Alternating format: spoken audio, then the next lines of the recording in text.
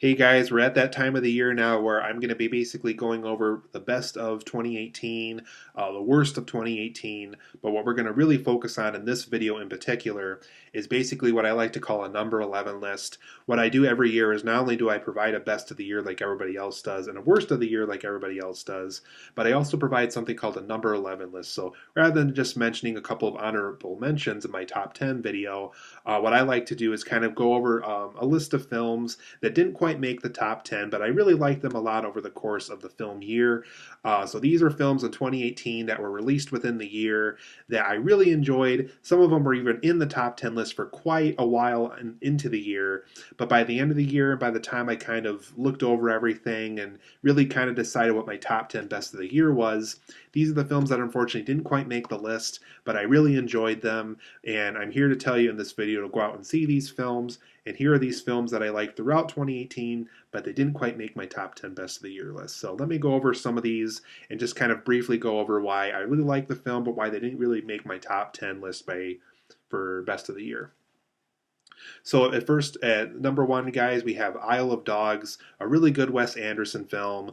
I like that he worked in animation again. I loved Fantastic Mr. Fox. Didn't quite be in that same league as Fantastic Mr. Fox, but I think it's a very good movie. I highly recommend that you go out and see that one. Another one on the list here is Solo, a Star Wars story. Really liked the film. I thought Ron Howard was a great replacement for Chris Miller and Phil Lord, who were the original directors from the Lego movie. They got fired from the project, unfortunately, but I thought Ron Howard handled it very well. Not a great Star Wars movie. Definitely better Star Wars films exist out there. Definitely not the worst either. Really enjoyed the film. It was a great summer blockbuster, but really not a top 10 list kind of a movie, though. Then we have Deadpool 2, a film I really liked. I gotta say right off the handle, I really was not as big a fan of it as I was the first Deadpool film. It was still a lot of fun. They did a lot of things that I really liked. I thought they could have done more with the Vanessa character because I really liked how Marana Baccarin played her in the first Deadpool movie. Josh Brolin was fun as Cable, but I thought the way he played Thanos in Infinity War was a lot better. Still a fun movie, just not quite a top 10 list kind of a movie, though. Then I also have Hotel Transylvania 3 Summer Vacation, a really fun animated film that came out over the summer that I really like. Really don't have a ton of negative things to say about it. I think I do like the first two Hotel Transylvania films a little better. Still a fun movie. I still recommend that you go out and see it. Just really not a top 10 list movie at all, though. One film that I was hoping I was really going to make my top 10 list by the end of the year, and it didn't. I was hoping it was actually going to be one of the best films of 2018, and unfortunately it wasn't. And I was also hoping it was going to break the video game curse, too, because we really haven't had a true great movie that broke the video game curse yet, because we have tons of bad video game adapted films, and that's Tomb Raider. Really was hoping it was going to just break the box office and really just shatter reviews and really get people wowed. I really do think that Alicia Vikander is a great choice for Lara Croft. She did a great job with that character. Unfortunately, just not quite best of the year quality, unfortunately. It didn't really break the curse. I feel like people are kind of already forgetting about it, unfortunately. So we're probably not going to get a Tomb Raider sequel for this one. I really like the film, though. Like I said, Alicia Vikander really does make the film for me. Just not quite a top 10 list movie, unfortunately. The next on the list here, I have Annihilation by Alex Garland. I've always loved what Alex Garland did with the film Dread when he rebooted that one with the screenplay. Really loved that film. I liked Ex Machina. I wasn't huge on it. I actually really like this film as him as a director and a writer. Really explored a lot with biology. I did revisit the film recently. It really is a very interesting movie. Definitely has a lot of things to think about by the time the film is over with. It's just really not like a top 10 list movie. There was just 10 films I happened to like more, and that knocked that film off the list, unfortunately. Next on the list here, we have Happy Time Murders. Really fun movie. Definitely not a top 10 list kind of movie, though. I like the movie.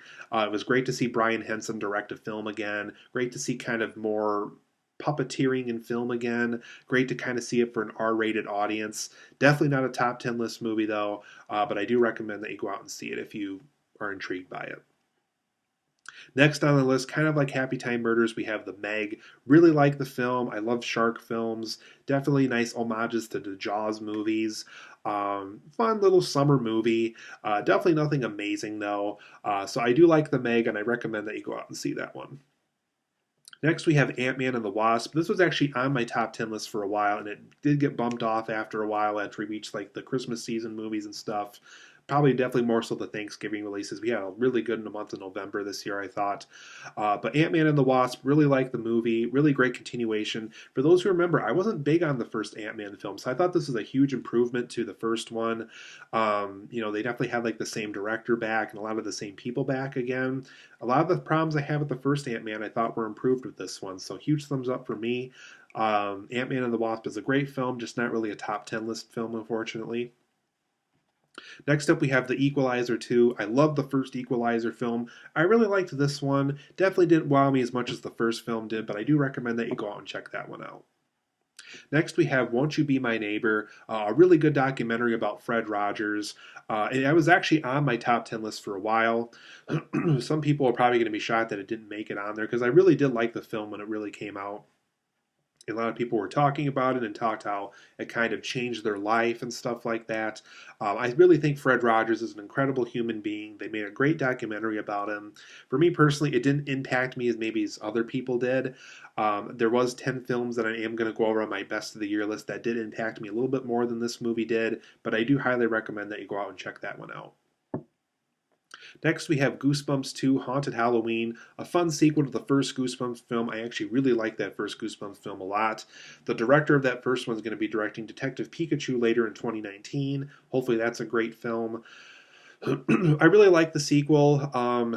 I thought they really could have done more with like Goosebump material related things rather than just having Halloween decorations come to life, and that's really about it. Um, Definitely wanted something more along the line of the first one. Definitely would have liked to have seen more characters from the first film return. They didn't go that route with this one. They had a different director, so I think that definitely said a lot with it. Good movie, just not really a top 10 list movie. Next, we have Bohemian Rhapsody, a great performance by Rami Malek in that one, playing Freddie Mercury. If you love Queen music, I definitely will send you out to see that one. It's very good. Great music movie. There's a film that made my top 10 list I thought was better than this one. That's definitely in the same vein as this movie. So for those, I basically gave that away for those who really knew about what the 2018 films were. But really enjoyed Bohemian Rhapsody, just not really a top 10 list movie. Next film on the list, we have Boy Erased. Really like this film. It kind of broke my heart that it didn't make my top 10 list because this film impacted me in so many ways. What this young man had to go through at this seminar, I think nobody, human being on earth, should ever have to go through. This film really makes the point that whatever your preferences are, whatever you want to be, whatever you want the world to see you as, do it. Just go out and do it. Don't let the seminar do it. Don't let the people around you change you. Don't let bullies change you. Boy Erased is a very strong movie that really moved me very much. Like I said, I am shocked that this happened to this young man. Um, it really is too bad that some of the things that he wasn't accepted for happened to him, and he kind of felt punished as a result, and he shouldn't feel punished. He really should have just gone out there, believe in what you want to believe in, make sure the world knows what your preferences are, and don't let anybody change you. So I really liked what the message was with Boy Erased. Very good movie. Highly recommend that you go out and check that one out. Next film on the list, and once again, another film that broke my heart that it didn't make my top 10 list, was The House with a Clock in its Walls. I think Eli Roth could be a potentially great family friendly director.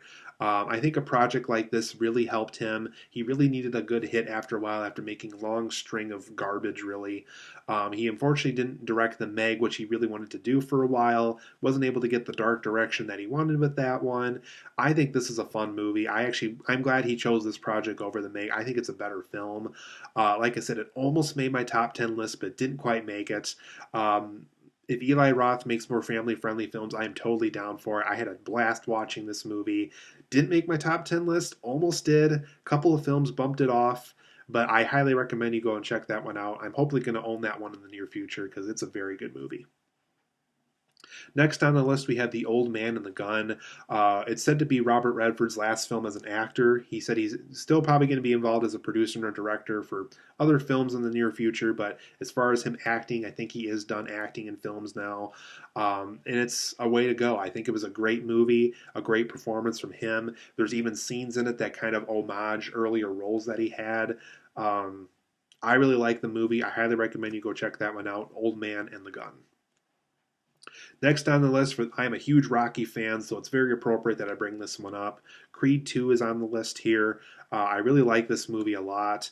I definitely thought it was appropriate to kind of go the Ivan Drago route with this because of what the Dragos did to Adonis Creed's father from those who remember Rocky 4 and kind of what happened to the Creeds throughout the franchise and stuff. So, really good movie. I kind of was impressed with earlier Rocky films, to tell you the truth. I don't think it's one of the best Rocky films or anything. It's very good, though. Highly recommend you go out and see it. It's light years better than Rocky 5, of course. Very good movie, just not really a top 10 list kind of movie. Next on the list, we have a film that surprised me a lot, and it's Can You Ever Forgive Me with Melissa McCarthy. I've been saying it since day one. I think Melissa McCarthy has the potential to be a great dramatic actress. I haven't personally liked her that much as a comedic one. I feel like her style just really doesn't work for me all that well. But the way she handled her role in this, like I said, if she does more dramas like this movie, I think she could be huge one day. So if she does more films like this, and interesting projects like this, we might be seeing a better Melissa McCarthy here in the near future. I really like this movie. I definitely highly recommend you see Can You Ever Forgive Me? Next on the list, we have Bumblebee, a film I really liked. I love the 80s vibe in this. I loved Haley Steinfeld ever since the True Grit remake from a couple years ago. She did a great job in this movie. I'm definitely glad Michael Bay is out of this franchise, even though he's still involved as a producer. So he's just part of the money process, really. I definitely like that they had a different writer and director. I think this benefited the movie. Fun little movie, not really a top 10 list kind of movie, but it's a very fun movie, and it's just good to see a good Transformers movie again. Last on the list, we have The Mule, which I recently reviewed. Really good movie, not Clint Eastwood's best, still a lot of fun, still very intense. I recommend you go out and check that one out. A lot of great, likable things about it. It's just not really a top 10 list kind of film. So that was my number 11 list, you guys. Let me know down below what films you really liked throughout 2018 that didn't make your top 10 list, but you really liked them. You highly recommend everybody goes out and see them, like I just did here on this list. Like I said, these are great films that I mentioned. They're not really top 10 list quality kind of movies, unfortunately, but they're films I highly recommend you go see. So make sure to stick around for my top 10 best of the year and top 5 worst of the year list, too.